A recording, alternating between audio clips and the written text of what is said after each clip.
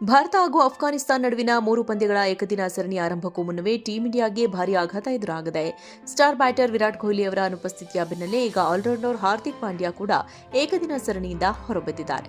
2026ರ IPL ಸಮಯದಲ್ಲೇ ಗಾಯಕ್ಕೆ ತುತ್ತಾಗಿದ್ದ ಪಾಂಡ್ಯ ನಂತರ ಚೇತರಿಸಿಕೊಂಡು ತಂಡಕ್ಕೆ ಮರಳಿದ್ರು. ಆದರೆ ಸರಣಿಗಾಗಿ ನಡೆಸಲಾದ ಫಿಟ್ನೆಸ್ ಪರೀಕ್ಷೆಯಲ್ಲಿ ಪಾಸ್ ಆಗಿದ್ದರೂ ದುರಾದೃಷ್ಟವಶಾತ್ ಅವರ ಕಾಲು ಉಳುಕಿದ ಕಾರಣದಿಂದಾಗಿ ಈ ಪ್ರಮುಖ ಸರಣಿಯಿಂದ ಅವರನ್ನು ಹೊರಗಿಡಲಾಗಿದೆ ಎಂದು ವರದಿಯಾಗಿದೆ. ಪ್ರಸ್ತುತ ಕಾಲಿನ ಗಾಯದಿಂದ ಬಳಲುತ್ತಿರುವ ಹಾರ್ದಿಕ್ ಪಾಂಡ್ಯ ರಿಹ್ಯಾಬ್ಗಾಗಿ ಮುಂದಿನ 2 ವಾರಗಳ ಕಾಲ ಬೆಂಗಳೂರಿನಲ್ಲಿರುವ ಬಿಸಿಸಿಐನ ಹೊಸ ಸೆಂಟರ್ ಆಫ್ ಎಕ್ಸಲೆನ್ಸ್ನಲ್ಲಿ ಕಾಲ ಕಳೆಯಲಿದ್ದಾರೆ. ಸದ್ಯಕ್ಕೆ ಪಾಂಡ್ಯ ಬದಲಿಗೆ ಬಿಸಿಸಿಐ ಇನ್ನೂ ಯಾವುದೇ ಆಟಗಾರನನ್ನ ತಂಡಕ್ಕೆ ಆಯ್ಕೆ ಮಾಡಿಲ್ಲ.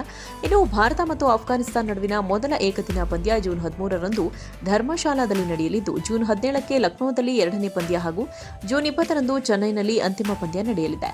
ಕೊಹ್ಲಿ ಮತ್ತು ಪಾಂಡ್ಯ ಇಬ್ಬರೂ ಕಣಕ್ಕಿಳಿಯದಿರುವ ಟೀಂ ಇಂಡಿಯಾ ಈ ಸರಣಿಯನ್ನ ಹೇಗೆ ಎದುರಿಸಲಿದೆ ಎಂಬುದನ್ನು ಕಾದು ನೋಡಬೇಕಿದೆ.